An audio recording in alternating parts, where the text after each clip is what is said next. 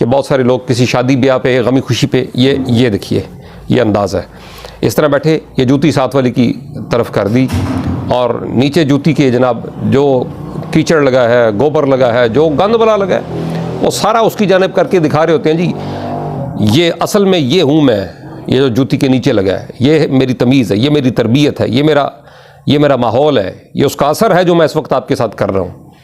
یہ کچھ لوگ دکھا رہے ہوتے ہیں وہاں پہ، اور کوئی ادھر بیٹھا ہے تو جناب اسی طرح اس جانب جوتی کر کے اس کے ساتھ بیٹھے ہیں، اور اوپر سے جناب بہت زبان سے بڑے لمبے چوڑے فلسفے جھاڑ رہے ہوتے ہیں۔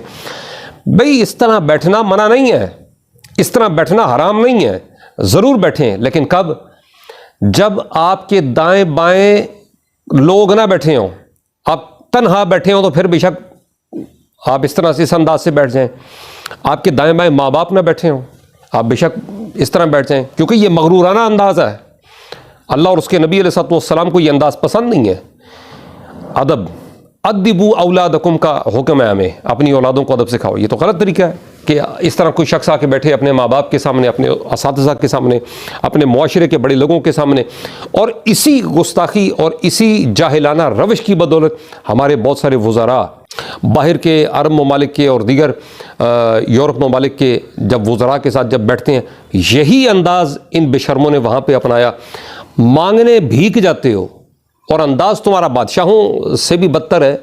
یہ کیا انداز ہے بھئی کم از کم اپنے اندر حیا پیدا کرو، اپنے اندر کوئی تمیز پیدا کرو، اپنے اندر کوئی تربیت، اچھی تربیت کا عنصر ہے وہ سامنے لے کے آؤ، جس سے احساس ہو، جس سے پتہ چلے کہ بھئی آپ کم از کم خاندانی بندے ہیں، آپ کم از کم آپ ایک اچھے گھرانے کے فرد ہیں۔ اور کیوں ہمیں اس چیز کی حیا کرنی چاہیے کہ بیٹھنے کی بھی ہمیں تمیز ہونی چاہیے؟ اس لیے کہ قرآن حکیم فرماتا ہے لَقَدْ كَانَ لَكُمْ فِي رَسُولِ اللَّهِ أُسْوَةٌ حَسَنَةٌ، نبی کریم رؤوف الرحیم علیہ الصلاۃ والتسلیم کی حیات طیبہ میں ہمارے لیے بہترین نمونہ ہے۔ لَقَدْ كَانَ لَكُمْ لَكُمْ کا اشارہ ہمارے لیے، فی رسول اللہ اسوۃ حسنہ بہترین نمونہ ہے۔ اگر ہم اس چیز کو نہیں، حضور تو اس طرح نہیں تھے بیٹھتے، حضور تو عزت دیتے تھے۔ حضور کو کوئی اگر مخاطب کرتا تو حضور اس کی جانب صرف اتنے نہیں مڑتے تھے کہ اپنا سر اقدس یا چہرہ انور آپ صرف اس کی جانب، حضور پورے گھوم جاتے، اپنا سینہ اس کی جانب کر دیتے، پوری توجہ سے، پورے انہماک سے اسے عزت دے کے اس کی بات سنا کرتے تھے۔ لیکن ہم کیا کرتے ہیں؟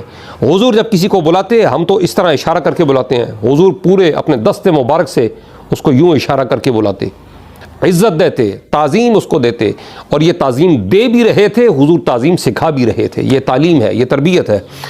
نبی معلم ہوتا ہے، استاذ ہوتا ہے، اور حضور سید المرسلین تو معلم الکائنات ہے۔ یہ ساری کائنات کو اللہ تعالیٰ نے ان کو اذن عطا فرمایا، اختیار عطا فرمایا، اے محبوب ساری کائنات کو تعلیم آپ سکھائیں۔